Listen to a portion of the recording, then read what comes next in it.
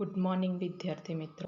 આજે આપણે ટેટ 1ની પરીક્ષા માટે ખૂબ જ ઉપયોગી ગુજરાતી કન્ટેન્ટ જોવાના છે, જે પરીક્ષાની દ્રષ્ટિએ ખૂબ જ મહત્ત્વનું અને ખૂબ જ ઉપયોગી છે. જે નવા અભ્યાસક્રમ આધારિત ધોરણ 4 ગુજરાતી વિષય વસ્તુ આધારિત MCQ જોવાના છે. તો વિદ્યાર્થી મિત્રો શરૂ કરીએ. પ્રશ્ન નંબર 1. ધોરણ 4 ગુજરાતી પાઠ્યપુસ્તકનું નામ શું છે? તો ધોરણ 4 ગુજરાતી પાઠ્યપુસ્તકનું નામ છે કુહુ. પ્રશ્ન નંબર 2. ધોરણ 4 ગુજરાતી પાઠ્યપુસ્તકના પ્રથમ પેજ ઉપર શાનું ચિત્ર આપેલું છે? તો ધોરણ 4 ગુજરાતી પાઠ્યપુસ્તકના પ્રથમ પેજ ઉપર ડાળ ઉપર બેઠેલી કોયલનું ચિત્ર આપેલું છે. પ્રશ્ન નંબર 3. ધોરણ 4 ગુજરાતીમાં કેટલા એકમ આપેલા છે? તો ધોરણ 4 ગુજરાતી એકમમાં કુલ 10 એકમ આપેલા છે.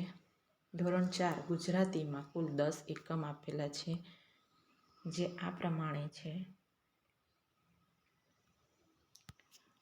પહેલું છે કિસ્સામાં પહેલવાન હા. બીજા નંબરનું છે તેને તે ઉગશે.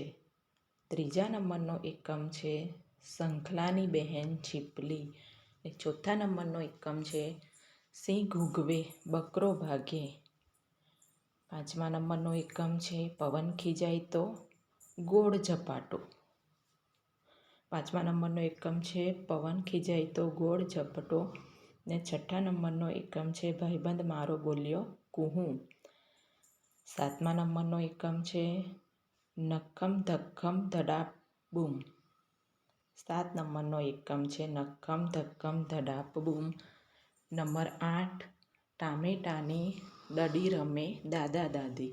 ટામેટાની દડી રમે દાદા દાદી. 8 નંબરનો એકમ છે. 9 નંબરનો એકમ છે કમળ જળ કમળ જળ કમળ જળ કમળ. ને 10 નંબરનો એકમ છે રંગે સંગે કામ કરો. આ પ્રમાણેના 10 એકમ છે, જે પરીક્ષાની દ્રષ્ટિએ ઉપયોગી છે. પ્રશ્ન નંબર 4. એક પાણો ખાડામાં પડ્યો ગીતના રચયિતા કોણ છે? તો એક પાણો ખાડામાં પડ્યો ગીતના રચયિતા છે રમેશ પારેખ. પ્રશ્ન નંબર 5. હુરે હુરે દાંત આવ્યા ગીતના લેખક કોણ છે? તો હુરે હુરે દાંત આવ્યા ગીતના લેખક છે ઉદય ઠક્કર. પ્રશ્ન નંબર 6. કુકડીને કલગી ઉગે વાર્તા કોણે લખી છે? તો કુકડીને કલગી ઉગે વાર્તા સ્વાતિ મેઢે લખેલી છે.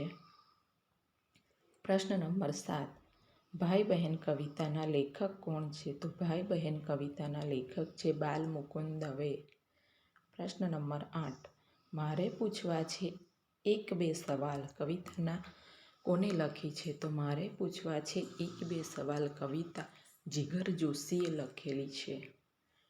પ્રશ્ન નંબર 9. શંખલાની બહેન છીપલી ગીતના રચયિતા કોણ છે? તો શંખલાની બહેન છીપલી ગીતના રચયિતા છે ભગીરથ બ્રહ્મભટ્ટ. પ્રશ્ન નંબર 10.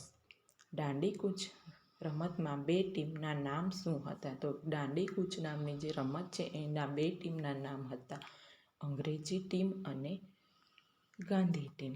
પ્રશ્ન નંબર 11. બમ બમ ભોલા ગીતના રચયિતા કોણ છે? તો બમ બમ ભોલા ગીતના રચયિતા છે નરોત્તમ વાળંદ. પ્રશ્ન નંબર 12. નક્કમ ધક્કમ ધડાપ બૂમના લેખક કોણ છે? તો નક્કમ ધક્કમ ધડાપ બૂમના લેખક છે મહેન્દ્ર જોશી. પ્રશ્ન નંબર 13. સવાર કવિતાના લેખક કોણ છે? સવાર કવિતાના લેખક છે સુધીર દેસાઈ. પ્રશ્ન નંબર 14. મહાસાગર કવિતાના લેખક કોણ છે? તો મહાસાગર કવિતાના લેખક છે ત્રિભુવનદાસ વ્યાસ. પ્રશ્ન નંબર 15. સાચો બેટો ખોટો બેટો વાર્તા કયા ધોરણમાં આવેલી છે? તો સાચો બેટો ખોટો બેટો વાર્તા ધોરણ 4 ગુજરાતીમાં આવેલી છે. પ્રશ્ન નંબર 16. કહે ટામેટું મને ફ્રીજમાં બહુ લાગે છે ઠંડી ગીતના રચયિતા કોણ છે? તો કહે ટામેટું મને ફ્રીજમાં બહુ લાગે છે ઠંડી ગીતના રચયિતા છે કૃષ્ણ દવે. પ્રશ્ન નંબર 17. મોસમ આવી મહેનતની ગીતના રચયિતા કોણ છે? તો મોસમ આવી મહેનતની ગીતના રચયિતા છે નાથાલાલ દવે. પ્રશ્ન નંબર 18. જળ કમળ છાંડી જાને બાળા સ્વામી અમારો જાગશે ગીતના રચયિતા કોણ છે? તો જળ કમળ છાંડી જાને બાળા સ્વામી અમારો જાગશે ગીતના રચયિતા છે નરસિંહ મહેતા. પ્રશ્ન નંબર 19. ધમાચકડી ધમાચકડી ધમાચકડી મારું નામ ગીતના રચયિતા કોણ છે? તો ધમાચકડી ધમાચકડી ધમાચકડી છે મારું નામ ગીતના રચયિતા છે નીતા રામૈયા.